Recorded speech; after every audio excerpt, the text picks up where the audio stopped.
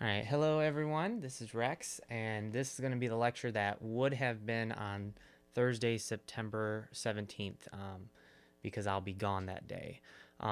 Please remember that you still are supposed to attend class that day. You can use the lab time. I believe Rob's going to be watching class that day.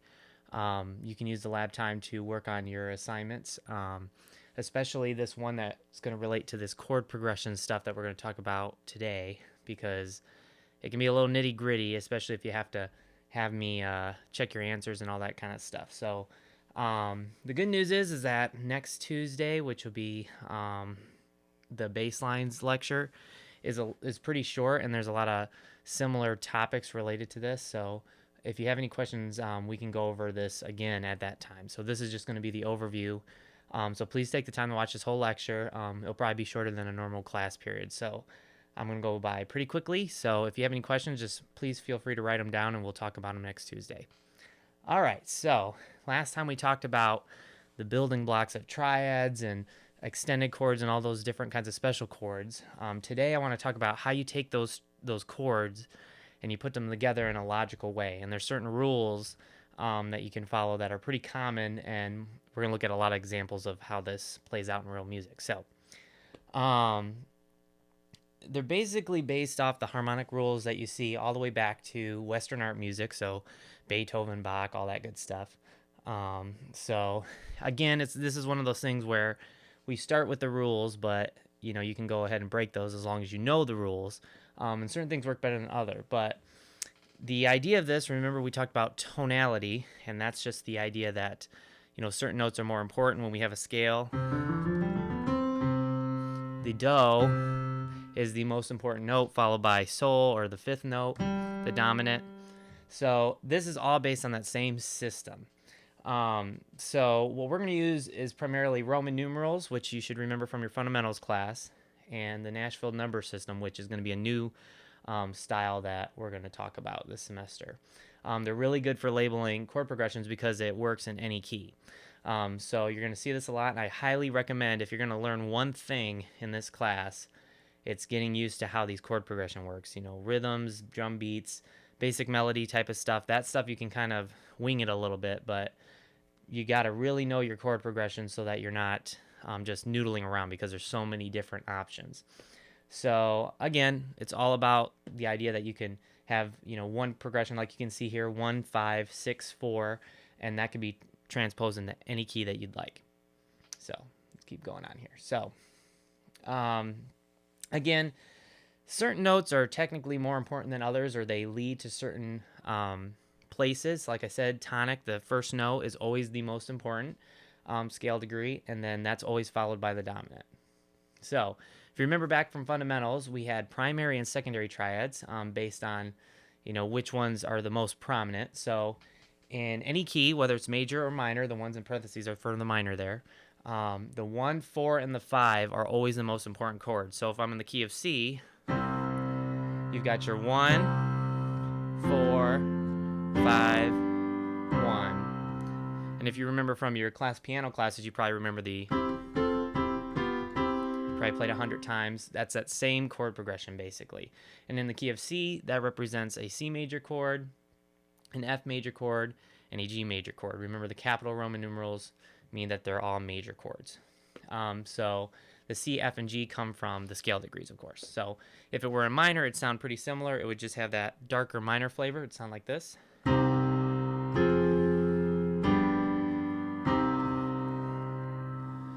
So those are the primary triads. Those are the building blocks that everything else is kind of decorating. Most pieces can be distilled down to at least a 1 and a 5 chord, if not just a 1 chord. So those are the big ones to remember. And then the secondary triads are pretty much everything else. So 2, 3, 6, and 7, which in the key of C again, our 2 sounds like this. Then our 3 sounds like this. Then we have our 6. And then finally our diminished 7. And then we can go back to 1.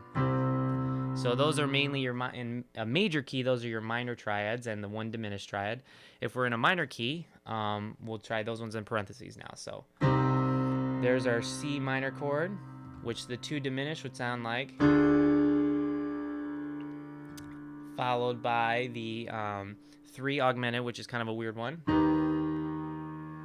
followed by the major 6 chord, and then again the 7 diminished, and back to 1. So again, all I'm doing is basically building triads off of the scale. So the C major scale, if I just build triads on each of those notes, it sounds like this.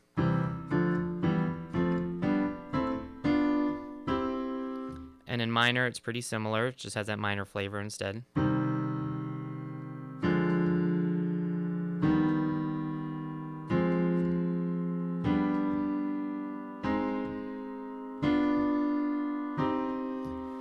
So those are all of the diatonic triads, or diatonic chords in a key. That means that they're the ones that fit these scales, the scale itself, the key signature. And remember, with the minor, since we're doing harmonies with chords, we're using harmonic minor with the raised 7th.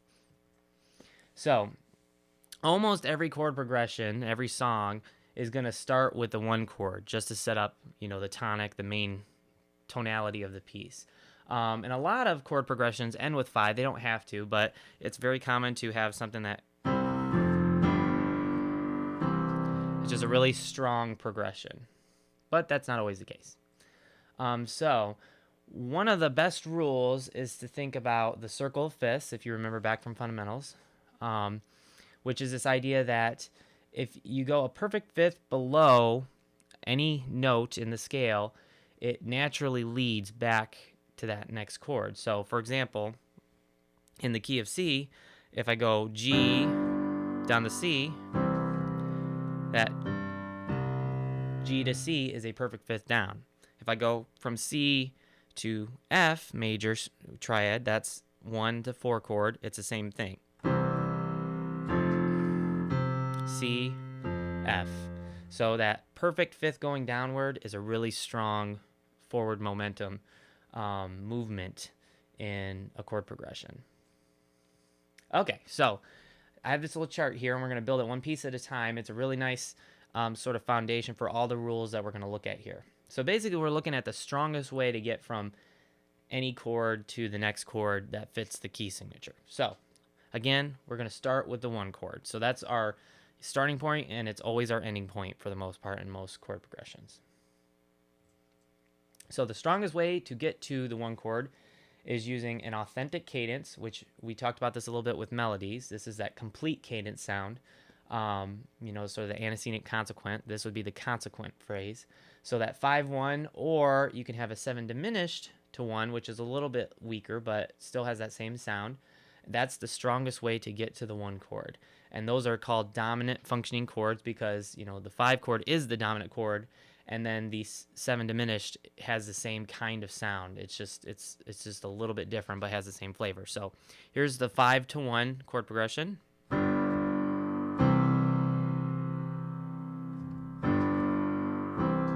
Very strong.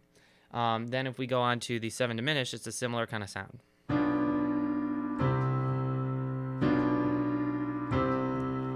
So you get the same kind of flavor, that sort of so, do kind of sound, or T, that T, do kind of sound. T, do. So that's a really strong progression. So then how do we get to the dominant functioning chords? So the predominant functioning chords, which are 2 and 4, are the strongest way to get to the 5 chord or the 7 chord. And again, it's based off this idea that from 2 to 5 is a perfect fifth downward. And the same thing with 4 to 7. So that's why they're called predominant chords, just because they happen to work before the dominant. So what that sounds like, if I go 2, 5, 1, we get very strong. Or I could go 4, 5, 1, another very common one.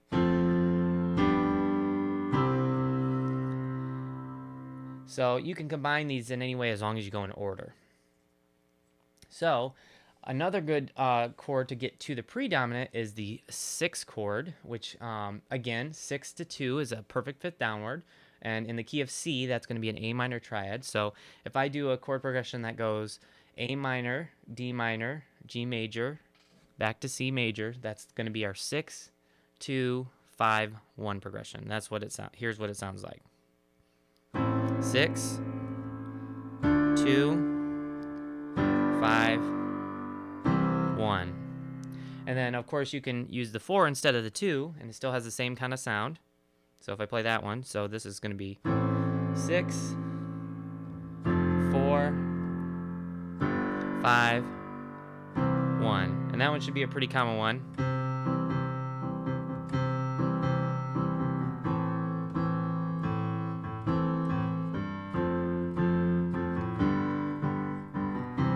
Kind of the Stand By Me doo-wop kind of progression. So that's a really good example of a very common path to follow these arrows through this.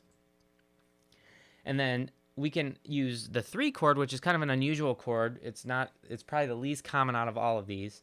But again, following that perfect fifth downward, the 3 chord, which is E minor in the key of C major, is going to go directly a perfect fifth down to the 6th chord. So, and then to get to the 3 chord, we can actually go from 7. So we can kind of complete most of the whole circle here. So I can actually go 1, 4, then back to 7 diminished, 3, 6, 2, 5, 1, and complete the entire circle fifth. So I'm going to do that right now.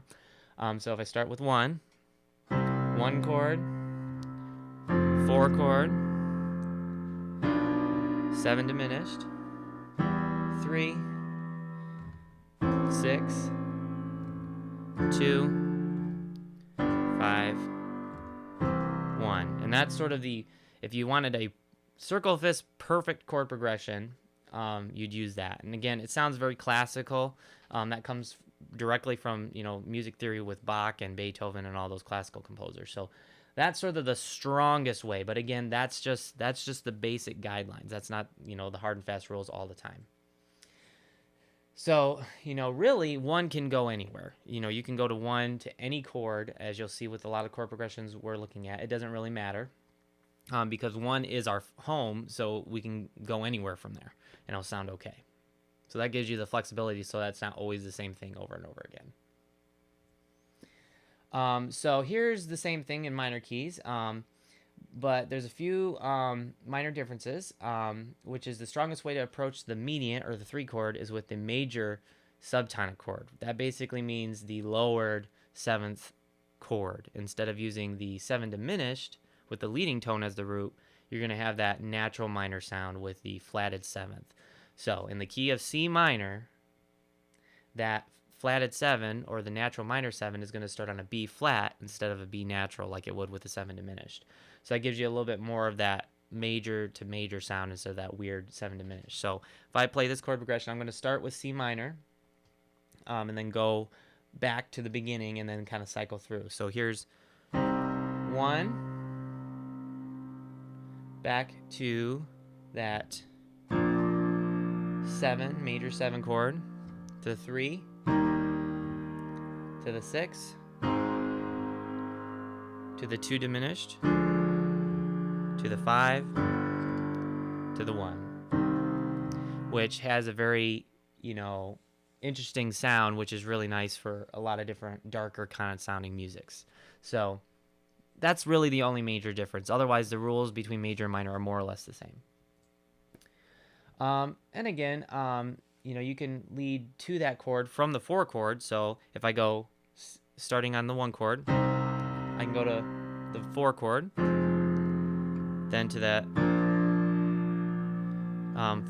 7 chord there again, and it has a nice sound. And we can actually go back to 1 from there. And again, we're using the natural minor in that one instance. Otherwise, when we're building chords in minor, we want to use harmonic minor with the raised leading tone. Again, these are just basic guidelines based on circle fifths. You can feel free to mix and match whatever you want. It doesn't matter.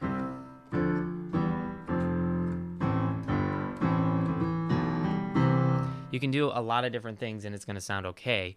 It's just if you want a really strong movement, you might want to pick and choose the rules when they're most applicable.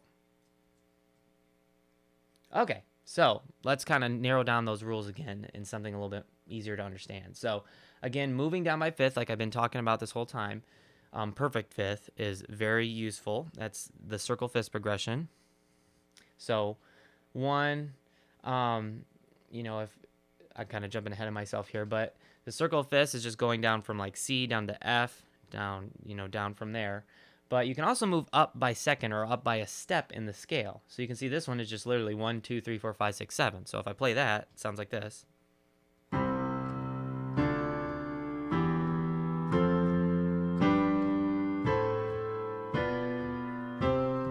So that sounds pretty good too. It's just like playing a normal scale. So that's another good way if you want to go from any chord up to the next number above that one. You can move down by thirds. We've already seen this a little bit. But this is another great way. Here's what this chord progression sounds like. And again, when I say thirds, I just mean skipping every other letter name basically as I go down. So if I start with C, down to the 6 chord, down to the 4 chord, down to the 2 chord, down to the 7 diminished, to 5. Another very strong chord progression. Cool thing about thirds is you can also move up by thirds, but it's a little bit weaker, and here's what that sounds like. So if we go 1, 3, 5, back to 1.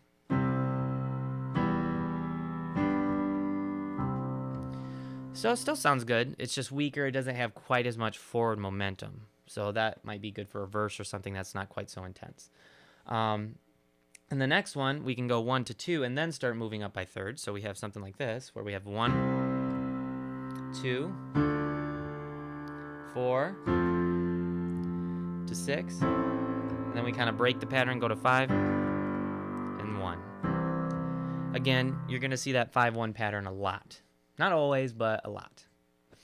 And you can also move up by fifths, which again is weaker. Generally, downward motion in thirds and fifths is stronger, but moving up by fifths isn't bad either. It's a little bit backwards, but here's what it sounds like. If I go 1, 5, 2, 6, 3, and then break the pattern to 4, 1. So again, a very nice sounding chord progression, but not quite so forward moving. So these are the 4 really good rules to follow, plus the moving down by fifths. So there's really 5 rules that you can kind of follow generally if you're not sure on what chord to go to. So if you're stuck on a chord, you got to your, maybe you're on your 6th chord, you could go, down by fifth and go down to the 2 chord. You go up by fifth and go to the 3 chord. From there, you can also go up by step to the 7 diminished, or you could go down by thirds to the 4 chord, or up by thirds back to 1. So any of those really will work and sound okay. So the funny thing about, you have these 7 different chords, in our spectrum of diatonic triads. There's actually very few chord progressions that are used in real pop, rock, hip-hop music. Popular music styles kind of rely on a very limited set of these chords. So we're going to start with just the ones that basically work with the primary triads, 1, 4, and 5, and see what that looks like. So again, you have 1, 4, 1, 5, 1, 4, 5, 1, 4, 1, 5, 1, 4, 5, 4.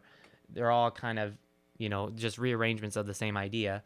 That last one there, you see it's a plagal cadence as opposed to the authentic cadence because you're going 4, 1. The authentic cadence is 5-1, but the plagal cadence has more of a rounded, kind of laid-back kind of sound, which actually the idea of a plagal cadence comes from, the amen at the end of a church sermon. So you might have something like, amen, something like that. So it's more rounded versus 5-1, which sounds like. So you're going to see that if you want a more rounded kind of, less strict kind of sound, the 4-1 plagal cadence is going to be a lot better. So, you can pretty much rearrange the 1, 4, and 5 chord in any way, and it's going to sound okay. So if I just run through these really quickly, we have 1, 4, 1, 4, and then 1, 5, 1, 5, and then 1, 4, 5, 1, then 1, 4.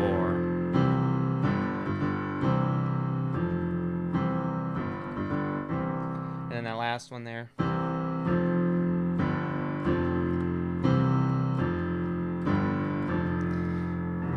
You can hear that last one has a little bit more of that, again, that rounded kind of sound. Even the first one technically in that list is a plagal cadence because it's 1, 4, 1, 4, 1, 4. So we talked about the 12-bar blues before when we talked about scales and stuff like that. And that's a perfect example of a primary triad chord progression. So you have something like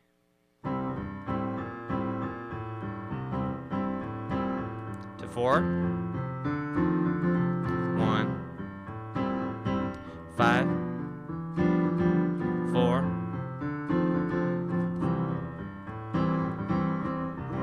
And there's little variations on that, but that's the basic idea. And you guys have all heard that in different kinds of music, and we listened to a lot of this before. So those are some of the most common ones. So here are some songs, and please take some time to actually listen to these on your own. I'm not going to play them here in the video. But these are, some of these are very obvious blues type progressions, and others are a little bit less common. And you can see a lot of these are just your standard kind of rock songs and bluesy kind of songs. And both major and minor. You can see some of these, even like Chain of Fools and Bullet the Blue Sky by U2, they just basically use a minor 1 chord and they just build from there. They just add layers on top of it. A lot of hip hop music does that too. If you listen to a lot of hip hop beats, they'll use just 1, maybe 2 chords and just keep repeating it and just add layers of samples and drum beats and stuff like that to make it interesting. So listen to all these songs and just kind of see how they work. Okay, so when we start adding the secondary triads, that's where we get some more interesting kinds of stuff. So that first one I already played for you. It's sort of considered the doo-wop chord progression because so many of that 50s doo-wop music uses it. The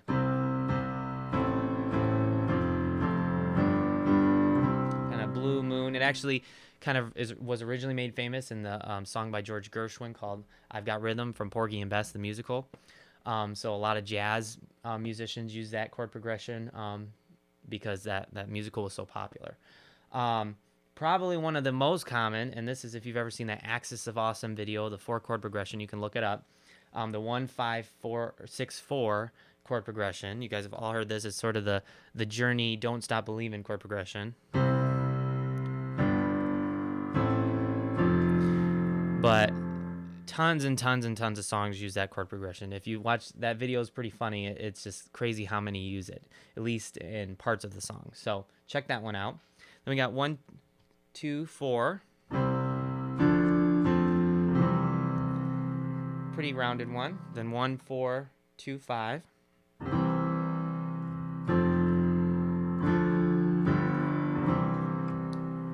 Pretty standard one. That's a very classical sounding one. Then the 1, 6, 2, 5 is very common in jazz styles. So here's what it sounds like just straight. But you might hear it more with some decoration, something like.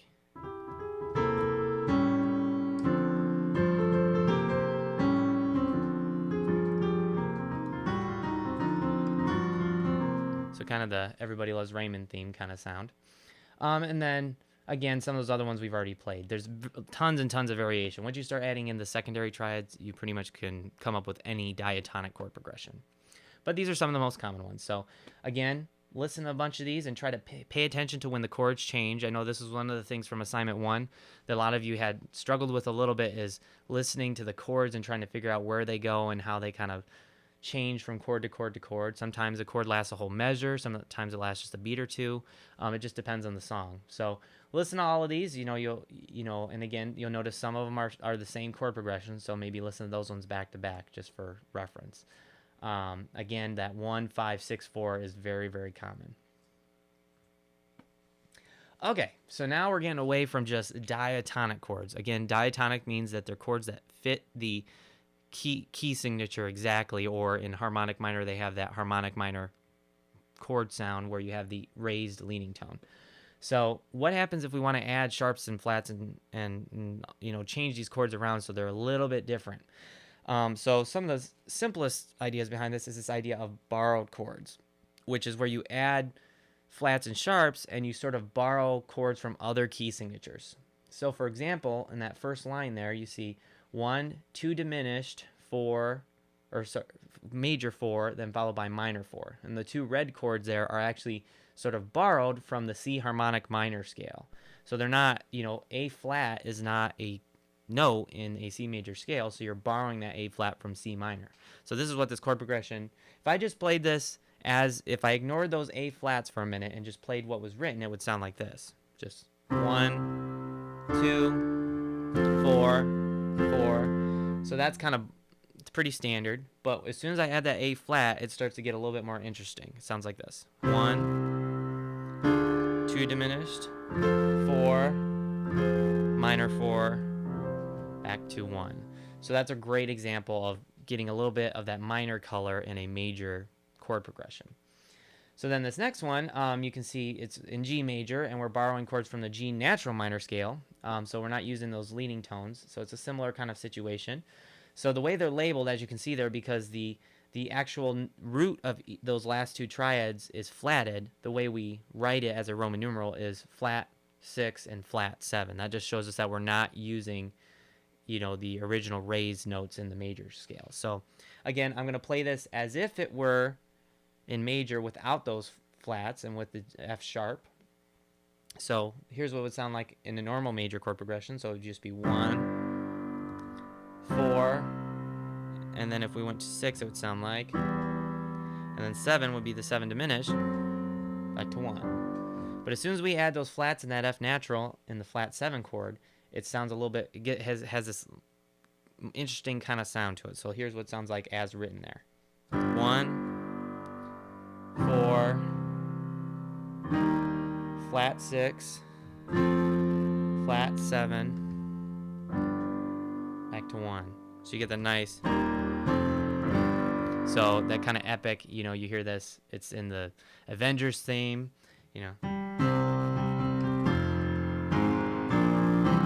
it's in the Skyrim theme,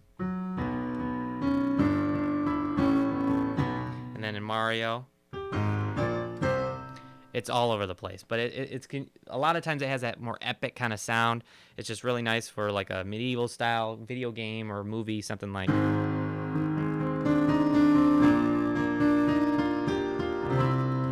Has a nice payoff at the end going major chord, major chord, major chord, major chord. So those are some good examples there. Now, a very special kind of borrowed chord are called secondary dominants and sevenths. And this is a huge topic, and we're just going to kind of go over it quickly. So if you don't quite understand it, please remind me next Tuesday, and we'll review it. But the basic idea here is that if we want to go to a chord in a key much more strongly, we can pretend that chord is the 1 chord for a second and figure out what its 5 chord would be if it were the tonic chord. And that can be a little confusing, but that's the whole idea of secondary dominants. In the primary dominant is just 5-1. But if we want to lead to a 5 chord with its 5 chord, we would do what's called a 5 of 5. So if you look at the chords there, we have a 5 of 5 to 5, which we're in the key of C. So the 5 chord is G. So if we pretend we're in the key of G major for a second, the 5 chord in G major would be a D major triad. So the 5 of 5 in the key of C is a D major triad. So we're literally just borrowing the 5 chord from the key of G for a minute. And it just gives it a much stronger dominant to 1 kind of sound. And then you can do the same thing with 7 chords, the diminished 7. You can just pretend the leading tone chord. So you can see there's a 6 chord there. The leading tone chord, if we pretend we're in A minor for a second, would be G sharp diminished. So that leads directly to the 6 chord. So instead of having a sound that sounds like maybe 2, 5, 1, we have the 5 of 5, 5, 1. It just has that. The F sharp gives it a lot more point to it. So it's a really great way to add a lot more tension and forward momentum to your pieces. Okay, so like I said, you can start using these borrowed chords and secondary dominant and 7th chords to add modal flavors and a stronger harmonic transitions to your pieces. So here's some really good borrowed chord progressions from parallel minor, and I'll play these for you. And we're in the key of C, so we have 1, flat 7, back to 1. That's half of AC/DC's music.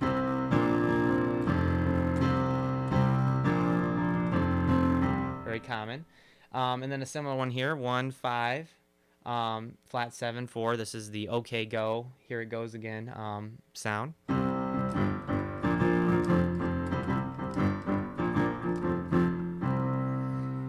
And then again, that epic chord progression that I just played before, the 1, straight from the Avengers theme from the movie.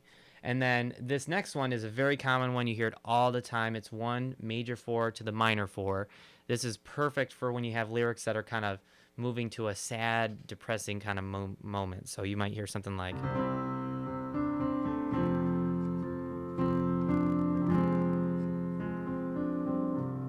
so it kind of has that bittersweet kind of sound. Very, very specific kind of sound. So I recommend using that if you're using lyrics that are talking more about the sad kind of ideas. And then here's some secondary dominant examples. And the cool thing about secondary dominants is you can kind of think about them like substitutions for regular chords in the key by just making it a major chord instead of usually a minor chord in most cases. So a 5 of 5 is just like a 2 chord, but you raise the third to make it major instead of minor. So like I said before, if I have just a 1, 2, 5, it sounds like this. But as soon as I raise that third, which in the key of C would be an F sharp and a D major chord, would sound like this. And you guys, again, you hear this kind of sound in, CeeLo Green when you have the right there. It has a very upbeat kind of feel to it. The next one, a 5 of 4 chord, is actually just like the 1 chord. The 1 chord is actually in C is the 5 chord of F. That's why it leads so strongly to it. It works better when you actually do a 5/7 of 4 with adding the 7th there. So you used to have more of a, and then it actually makes a difference there. So 5 of 2 is the same thing as a 6 chord that's turned into a major chord. So that one sounds kind of like this.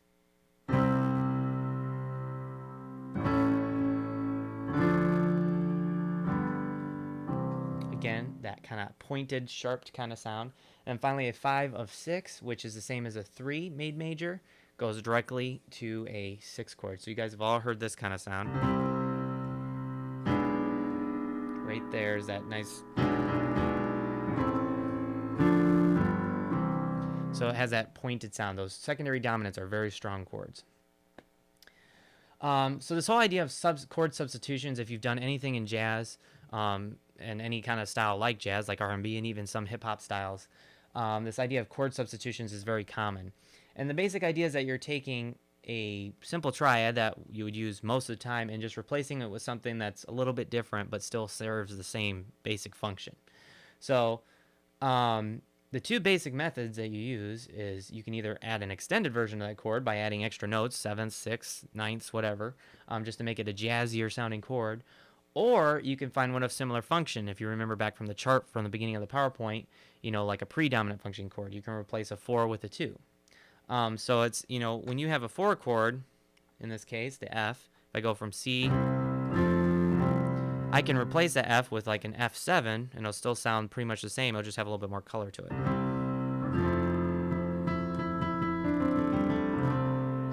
Very common. Or I can replace that F with a D minor chord, and it's going to sound pretty similar. And then another chord, here in this case is a minor with a flat 6 on top. That's using both methods. That's replacing it with a different chord entirely and making an extended chord. So that one's stretching it about as far as it can go. But again, the normal F sounds like this to F. Or I can go. That one sounds the most different, but it's kind of the same feeling. It's all about the same function, same basic idea. And if you notice, the idea of that is just, similar functioning chords usually share 2 notes at least. That F and the D share the F and the A, and then the F major and the A minor chords share the A and the C, and also the F in this case. So 3 of the chords notes are the same. So it's just common sense. Chords with multiple notes in common are going to sound kind of the same, just a little bit different color. So here's some more rules with this. So like I said, you can use a circle of fifths, extended chords. You can replace a 5 with a 5/7. Instead of, you can add the 7. You can use suspended chords, something similar to the inversion, the 1 6 4 to 5. You'll hear this a lot. So you have 1, then 1 6 4 in the key of C has a G in the bass to 5,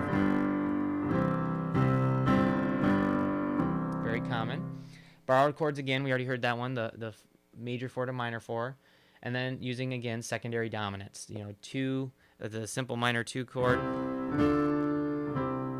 to a major version of that chord, the 5 of 5. So very common examples of this. Other common substitutions is to, again, use the different functions. So tonic function, the 6th chord actually works kind of like a tonic chord. If you remember, in a major key, the 6th note is the relative minor. So it's almost like you're kind of hinting at minor, so you can actually have a deceptive cadence. Anytime you go 5 to 6, it sounds like you should be going to 1, but you go to that minor sound instead. So something like that might sound like this. 1, 4, 5, and we're expecting 1, but we can go to a 6th chord, and that kind of extends our chord progression a little bit longer, so we can do something else. So it just gives us, that's a good way, if your lyrics has 1 extra line or something, you can use that to your advantage. And really, anytime you go 5 to anything other than 1, it's considered a deceptive cadence, but the strictest form of a deceptive cadence is 5 to 6.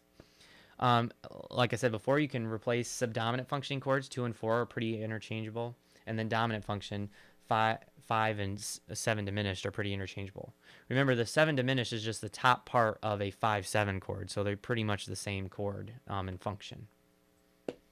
And then again, here's some great examples of what this sounds like. The red chords, of course, are the borrowed chords and the substitutions. So listen carefully to those and just really pay attention to those.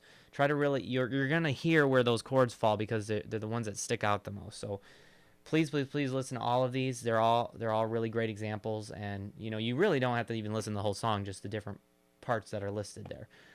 That Bruno Mars song at the end has some of the more interesting chords in it. That's a really good one to listen to if you're going to listen to just a few. Okay, so like I said before, there's some variations in chord progressions depending on whether you're using harmonic minor or natural minor. The rules we've talked about, the strict rules, almost always use harmonic minor, but in pop music and film music and all kinds of different more modern styles, you're going to mix it up a little bit to give it a little bit more flavor. So here are some examples of your harmonic minor chord progressions. So if we do something like 1, 4, 5, the 5 chord is automatically a harmonic minor kind of sound because you got to raise the 3rd. Then 1, 4, 2 diminished, 5 again.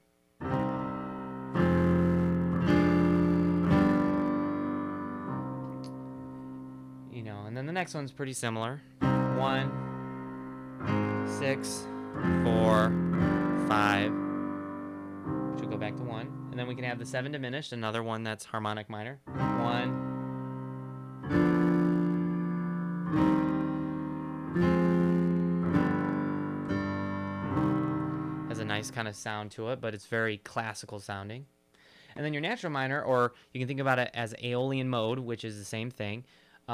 You're just not using that raised 7th. So, for example, in the key of C minor, that is the same as E flat major, that has 3 flats. Instead of raising the B flats to B naturals all the time in harmonic minor, you're going to just always use B flats instead. So these give it a little bit more of that epic medieval sound, because again, modal sounding music goes back to the Middle Ages and gives you that kind of fantasy kind of sound to it. So if we have something like 1, 4, 7, very common one, then 1, 5, 6, 7, 1, again, extremely common, the Skyrim melody. Very common, the Pirates of the Caribbean. Same thing. So you're going to hear that a lot in those kind of epic, kind of fantasy themed movie scores and stuff like that. The next one is 1, 6, 3, 7. So let's listen to that one.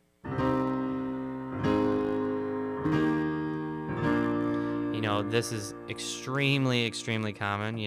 The Whistle by Flo Rida.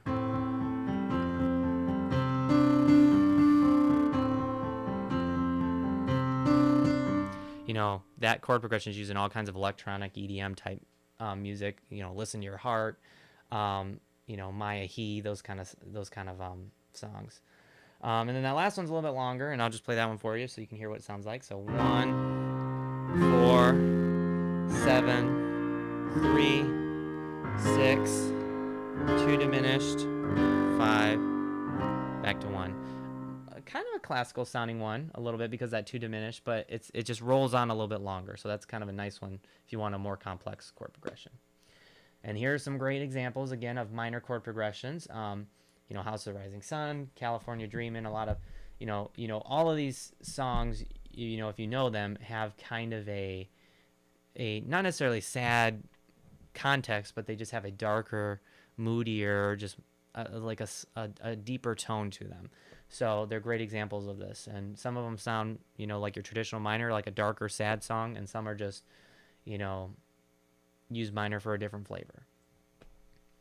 Okay, so again, the next lecture next week on Tuesday for about bass lines and accompaniment is pretty short. That's just basically how you take these chord progressions and start arranging them for real instruments in a real piece of music. So like I said, this is a very important lecture, so it kind of worked out nicely that I could record it so that if you need to listen to it multiple times, you absolutely can. And these are going to be the same rules you're going to see in your textbooks. Please take some time to read the chapters in the Harmony for Computer Musicians. It's a great there's tons of, the whole book is basically about this stuff. So like I said, this whole topic is really important. And if you just go back to that chart, and I'll just quickly go back just to prove it to you again. If you're going to remember one thing from this, as far as just your basic rules, right there, that page there is going to give you most of the guidelines that you're ever going to use. If you're stuck on a chord and you know what Roman numeral it is, then you're good to go. So start thinking about your chord progressions in terms of Roman numerals, because you can always start playing in C major or A minor with no sharps or flats to make it easy if you're not really a great keyboardist. And then you can always transpose it later and it'll be the same chord progression. So please start thinking about the patterns, the Roman numerals, just like with solfege or something, more so than individual notes. Individual notes don't matter a whole lot.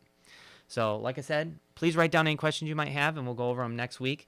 Again, you're required to attend class on Thursday the 17th. Rob will be watching class for you guys, so you can use that lab time to work on your assignments, catch up a little bit.